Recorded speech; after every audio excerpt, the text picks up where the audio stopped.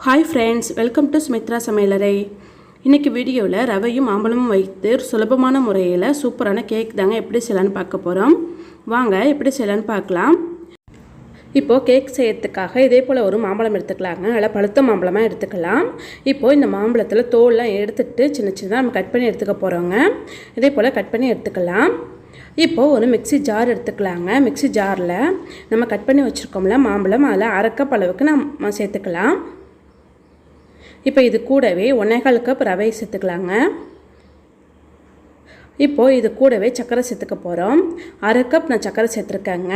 இனிப்பு கொஞ்சம் கூடுதலாக பிடிக்கும்னா 3/4 கப் சேர்த்துக்கலாம், கரெக்டாக இருக்கும். இப்போ இது கூடவே பால் சேர்த்துக்க போகிறோம். 1/2 கப் பால் சேர்த்துக்கலாம். காய்ச்சி ஆற வச்ச பால் தாங்க சேர்த்துருக்கேன், அதை சேர்த்துக்கலாம். இப்போ 1/4 கப் எண்ணெய் சேர்த்துக்கலாம். நான் ரைஸ் பிராண்ட் ஆயில் தாங்க எடுத்துருக்கேன். நம்ம எந்த ஃப்ளேவரும் இல்லாத எண்ணெய் சேர்த்துக்கலாம். நான் சேர்த்துட்டு நல்லா ஸ்மூத்தாக நம்ம அரைச்சி எடுத்துகிட்டு வந்துக்கலாங்க. இப்போ பாருங்கள், இதே போல் நல்லா அரைச்சி எடுத்துகிட்டு வந்துக்கலாம். இப்போது வேற ஒரு பாத்திரத்தில் நம்ம மாற்றிக்க போகிறோங்க. இப்போ நம்ம வேற ஒரு பாத்திரத்தில் மாற்றி வச்சுங்க. இது ஒரு 15 நிமிஷம் அப்படியே இருக்கட்டுங்க, இல்லை ஊறி வரணுங்க, இல்லை அப்படியே இருக்கட்டும். இப்போது நம்ம கேக் ட்ரே ரெடி பண்ணிக்கலாங்க. நான் இப்போது ஒரு கேக் டின் தான் எடுத்துருக்கேங்க. அப்படி இல்லைன்னா நம்ம வீட்டில் உள்ள பாத்திரமும் பயன்படுத்திக்கலாம். டிஃபன் பாக்ஸ் அதே போல் பயன்படுத்திக்கலாங்க. இந்த பாத்திரத்தில் நான் ஆயில் அப்ளை பண்ணியிருக்கேன். இப்போது நான் பட்டர் ஷீட் போட்டுக்க போகிறேங்க. அப்படி பட்டர் பேப்பர் இல்லைன்னா இதே போல் ஆயில் அப்ளை பண்ணிவிட்டு கோதுமை மாவு இல்லை மைதா மாவு தூவி விட்டு டஸ்ட் பண்ணி எடுத்தோன்னா நமக்கு ரெடி ஆகிடும். இப்போது நான் அந்த பட்டர் ஷீட் அப்ளை பண்ணிட்டேன். அது மேலேயும் எண்ணெய் கொஞ்சம் அப்ளை பண்ணிக்கலாம். இப்போது நமக்கு கேக் டின்னர் ரெடி ஆகிடுச்சுங்க.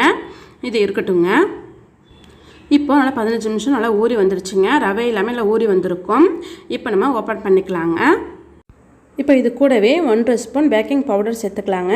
இப்போ இது கூடவே ஒரு பிஞ்ச் அளவுக்கு சால்ட்டு சேர்த்துக்கோங்க. இது மிஸ் ஆகிடுச்சு. நான் 1/4 கப் காய்ச்சி ஆற வச்ச பால் சேர்த்துருக்கேங்க. இதெல்லாம் சேர்த்துட்டு நல்லா ஜென்டில் நம்ம பொறுமையாக மிக்ஸ் பண்ணி விட்டுக்கலாம். மிக்ஸ் பண்ணும்பொழுது ஒரே டைரெக்ஷனில் மிக்ஸ் பண்ணி விடுங்க. இதே போல் நம்ம பொறுமையாக மிக்ஸ் பண்ணி விட்டுக்கலாங்க.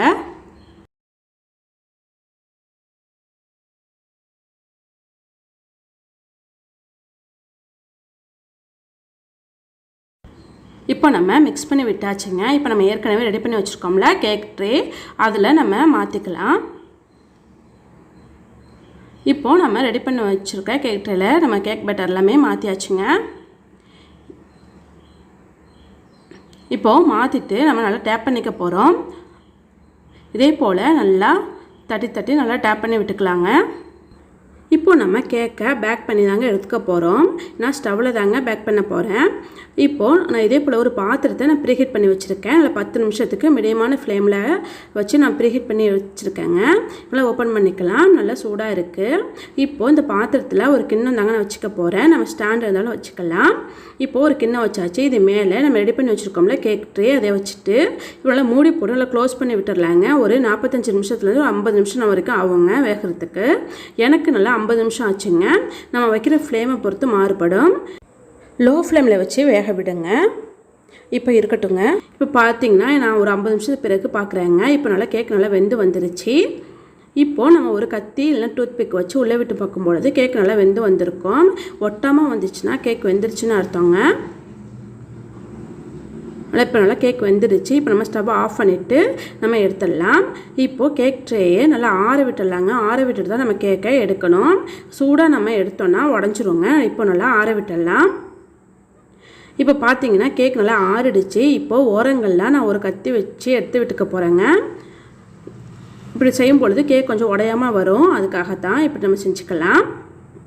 இப்போது ஒரு பிளேட்டை மேலே வச்சுட்டு இது மாதிரி கவிழ்த்து விட்டோன்னா கேக் நல்லா நமக்கு உடையாமல் வருங்க. இப்போது கேக் ட்ரே நம்ம எடுத்துடலாம்.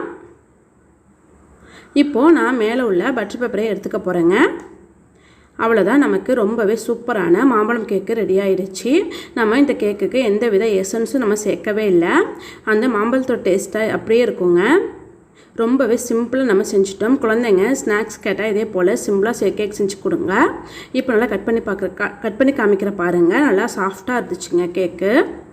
இதே போல் நீங்களும் செஞ்சு பாருங்கள். இந்த வீடியோ பிடிச்சிருந்தா சப்ஸ்கிரைப் பண்ணி சப்போர்ட் பண்ணுங்கள். லைக் பண்ணி ஷேர் பண்ணுங்கள். தேங்க்யூ.